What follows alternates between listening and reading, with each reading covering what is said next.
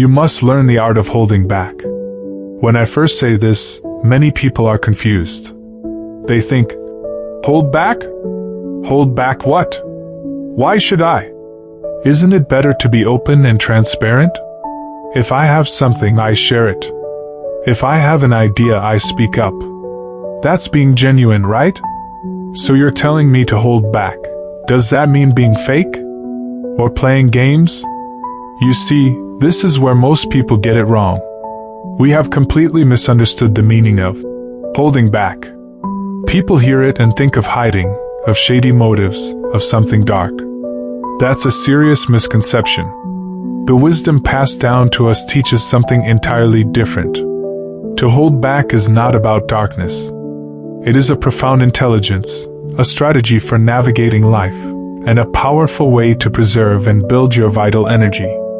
If you never learn to hold back, you will, quite frankly, face unnecessary obstacles everywhere. You'll encounter resistance out of nowhere, and you won't even understand why. Let's walk through this step by step. First, why should you hold back? Reason 1, for self-protection. There's a well-known saying, the tallest tree catches the strongest wind. It's a simple fact of nature, but it holds a profound truth. Imagine you're new to a company, young and capable. Your manager gives you a task, and you finish it brilliantly in just 2 days. And then what? You're excited. You tell everyone, look how simple that was. I wrapped it up in no time. You feel proud. But have you considered your colleagues? They might take a full week on a similar task. By finishing in 2 days, even unintentionally, you might make them look inefficient. And what's the result? Next time, they might create little obstacles. Or, in a casual conversation with the boss, someone might say, oh, he's very talented, but sometimes misses the finer details. See? Just one comment like that can shape perceptions. Was that your intention? No. You simply didn't know how to hold back your sharp edge. Talent is like a sharp blade. If you wave it around constantly, it looks impressive. But over time, the blade dulls. You also risk hurting others and yourself. A truly wise person keeps their blade sheathed. You wouldn't even know they carry it. But at the critical moment, when it's truly needed, they draw it, resolve the issue, and then immediately put it away. This is about concealing your sharpness. It's not about having no talent. It's about not revealing it prematurely.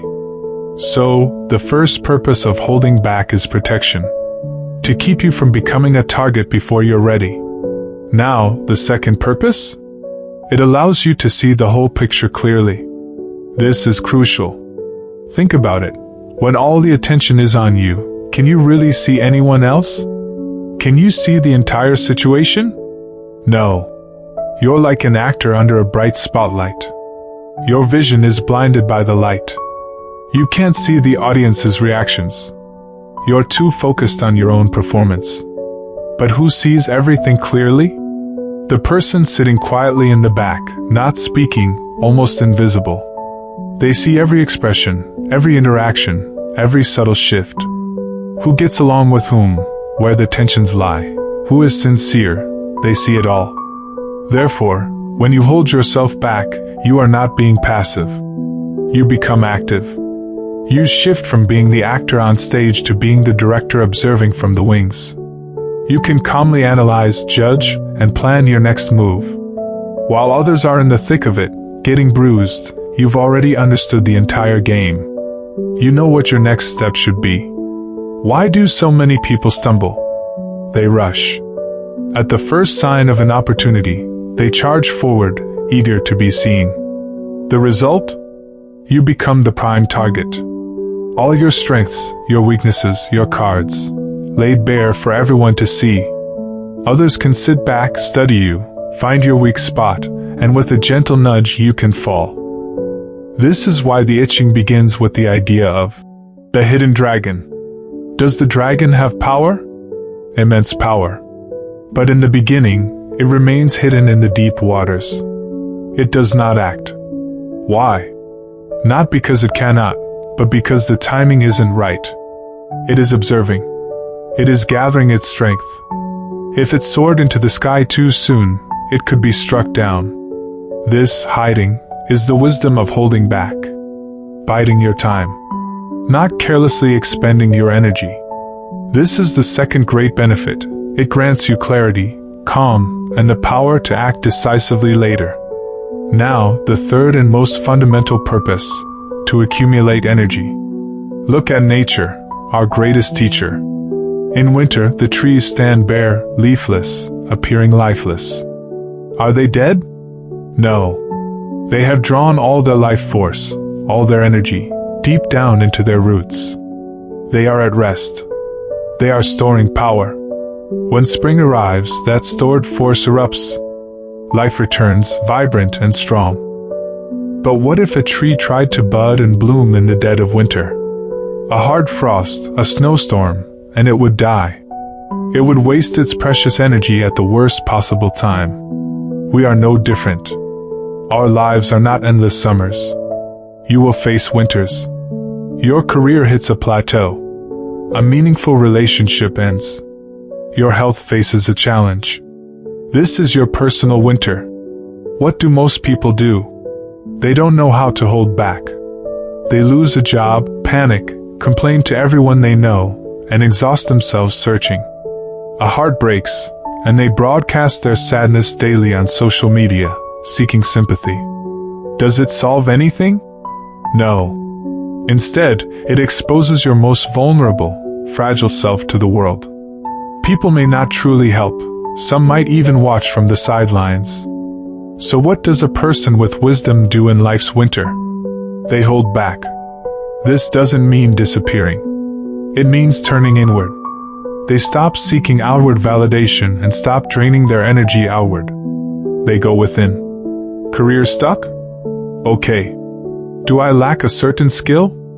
Is there something I need to learn? They use this quiet time to read, to take a course, to recharge. On the surface, they seem to have stepped back. But underground, like roots, they are absorbing essential nutrients. When the right opportunity finally comes, they are prepared. Their return is powerful and transformative. A relationship ends? They don't publicly dissect the pain. They reflect privately. Where did things go wrong? What within me needs healing or growth? They use the pain as fuel for personal development. When they emerge, they are more mature, more complete. So you see, holding back is not passive hiding. It is active energy management. It's like charging your phone. You can't use it while it's charging. You must leave it connected, quietly filling up. That process is holding back. You are storing power. Once full, it lasts. A person who never recharges, who doesn't know how to withdraw and consolidate during low times, is like a battery constantly on 1%, always on the verge of shutting down. So now we understand the why, for protection, for clear insight, and for accumulating strength. Next comes the crucial how. Does it mean doing nothing and saying nothing? Becoming a ghost? No. That's foolishness, not wisdom. True, holding back, is a refined art. Let's explore it on 3 levels. First, holding back your talent. This doesn't mean burying your gifts forever. It means knowing the right when, the right where, and the right to whom to reveal them. It's a subtle skill. Think of yourself as a master chef. A guest comes in and orders a simple bowl of soup. Do you immediately bring out your entire 10-course tasting menu to prove your skills? Of course not. You focus all your expertise on making that one bowl of soup absolutely perfect. Let the guests be thoroughly satisfied. If they return, then you might reveal another signature dish. Be like a deep well, letting others discover your depth gradually. They will find you intriguing and substantial, not like a flat, open page they can dismiss with a single glance. So in your work, don't pour out every brilliant idea all at once. Pace yourself. Your boss gives you one task? Do it very well, but consider leaving a little room. Say, you deliver 80% of a perfect result. Why? It leaves space for others to contribute their thoughts. It also protects you. Performing at 120% all the time can unintentionally block others and, ironically, paint you into a corner. This is a subtle wisdom worth reflecting on. Second, holding back your heart, meaning your immediate emotions and your true intentions.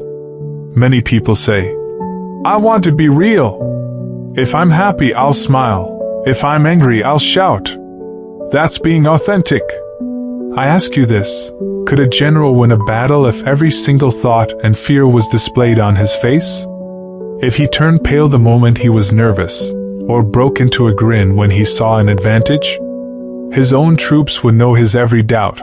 The enemy would read his plans instantly. How could he possibly lead? It is no different in our professional and personal lives. Your raw emotions are a point of great vulnerability. Once someone learns what makes you tick, what pleases you or triggers your anger, they gain a powerful lever to influence you. Holding back your heart isn't about becoming cold or emotionless. It's about becoming the master of your emotions, not their slave. Inside, you can feel storms of passion, waves of joy, depths of grief, but let your outward demeanor be like a calm, still lake. If others cannot easily read you, they cannot easily manipulate you or move against you. Keep your plans and dreams close to your chest. Don't announce them to the world prematurely. Think, plan, and prepare in silence. When everything is aligned and the moment is ripe, then you act. The results will speak for themselves. This is the art of holding back your heart. It builds a fortress around your inner world. Third, and this is the highest level, holding back your presence in the world. There is an ancient saying, "The greatest masters conceal themselves within the crowd." True mastery isn't about fleeing to a remote mountain. That's merely escape. The truly remarkable individuals live right in the heart of the bustling city. They look completely ordinary. They go to work, they shop for groceries, they commute home. You would see nothing outwardly special. But their inner reality is completely different. They are physically in the world, yet their spirit is not stained by its chaos and competition. They see through the endless games of status and vanity, but they choose not to comment. They live with quiet intention, simply doing what needs to be done.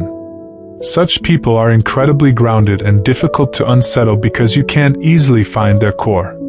They have merged into the multitude, like a single drop of water in the ocean. You cannot separate them from the whole. This, ultimately, is what we should aim for. Not to become a loner or an outsider, but to become so skillfully, genuinely ordinary on the surface that you operate from a place of total safety. Be sociable, be pleasant, be utterly unremarkable in your daily appearance. Then your inner self is granted immense freedom, the freedom to think deeply, to observe, and to gather truly formidable strength. This wisdom is, at its heart, the wisdom of balance. Look at the symbol of Tai Chi, the white and the black. Yang and Yin. The white represents openness, action, expression. The black represents holding back, receptivity, stored potential. You cannot have only Yang. A person who only knows how to push forward, to perform, to be seen, this is an imbalance. The I Ching warns of the arrogant dragon, a state that ends in regret. You absolutely need the Yin to provide balance. This Yin is the wisdom of holding back. Express yourself fully and brilliantly when it is truly your time. But when it is time to withdraw, to rest, to consolidate and gather strength, you must know how to hold back. There is a rhythm to it. Tension and release. Action and consolidation. Yin and Yang together complete the natural way. So, learn to hold back. Holding back is not retreat. It is the essential preparation for a more meaningful advance. It is not hypocrisy. It is your authentic power, wisely kept in reserve. It is not weakness. It is the highest form of intelligent strength. Take a moment to reflect on this. Look at your own life. Have you faced setbacks because you didn't know how or when to hold back? Now, think of the truly wise, grounded elders you respect. Aren't they often like this? On the surface, humble, ordinary, not seeking the spotlight. But when you genuinely seek their counsel, the few words they offer can illuminate your entire path. That is the quiet power of holding back. Gather your light inward, and it becomes a warm, sustaining sunlight, not a harsh, blinding glare. Store your energy in the depths, and it becomes the silent, inexhaustible current that steadily moves your life forward.